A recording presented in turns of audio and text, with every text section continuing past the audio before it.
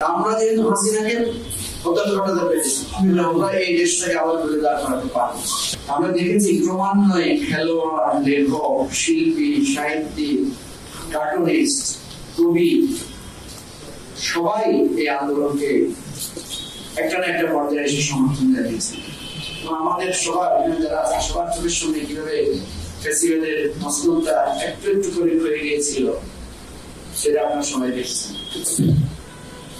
আমি যেহেতু লাস্ট মুহূর্তে রিমান্ডে ছিলাম পুলিশের, সেখানে আমি দেখেছি যে পুলিশের ভিতরে কিভাবে ক্ষয়টা তৈরি হয়েছে, কিভাবে তারা আস্তে আস্তে হাল ছেড়ে দিয়েছে এবং কাছ থেকে দেখা একটা দুর্দণ্ড প্রতাপশালী ফেস্টিভ্যাল ধীরে ধীরে ধীরে ধীরে তার অস্তিত্ব হারিয়ে একটা সময় সে অনুভব করেছে তাকে পালিয়ে বাঁচতে হবে এবং সে পালিয়ে যেতে বাধ্য হয়েছে।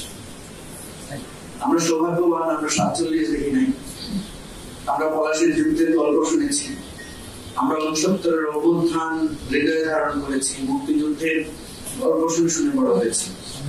কিন্তু একটি সর্বাত্মক জনযুদ্ধ, সর্বাত্মক গণ অভ্যুত্থান এবং জাগরণের সাক্ষী আমরা হয়েছি। আমরা সেই দিনের সাক্ষী হতে পেরেছি এবং আমরা আমাদের পরবর্তী প্রজন্মে এই সাক্ষীটা, এই সাক্ষ্যটা, এই কাহিনীগুলো, গল্পগুলো যাতে আমরা বলতে পারি, সেজন্য আজকে এখানে আপনারা যারা এসেছেন আমরা আপনাদের কাছে কৃতজ্ঞতা জানাই। কবি, সাহিত্যিক, শিল্পীরা এসেছেন।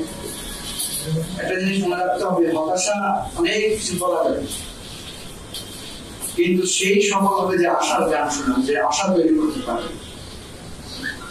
আমি সবসময় বলি যে বিজ্ঞানী মহাকর্ষ শক্তি আবিষ্কার করেছিলেন। উনি একটা আপেল গাছ থেকে পড়ে যাওয়ার, সেখান থেকে উনি একটা অজানার রাজ্য আবিষ্কার করেছেন। সুতরাং আমরা আজকে অনেক কিছু পাই নাকি, অনেক হতাশার দিক আছে, অনেক প্রত্যাশার জায়গায় অনেক মন ভঙ্গের মতো কাজ আছে, সেদিকে না গিয়ে আমরা যেহেতু হাসিনাকে হত্যা ঘটাতে পেরেছি, আমরা এই দেশটাকে আবার ঘুরে দাঁড় করাতে পারবো। এই আশা জায়গা নিয়ে আমাদেরকে ঘুরে দাঁড়াতে হবে এবং জানতে হবে, আশার গান তৈরি করতে হবে, আশার কবিতা লিখতে হবে, আশার ছবি আঁকতে হবে, আশার স্বপ্ন বলতে হবে।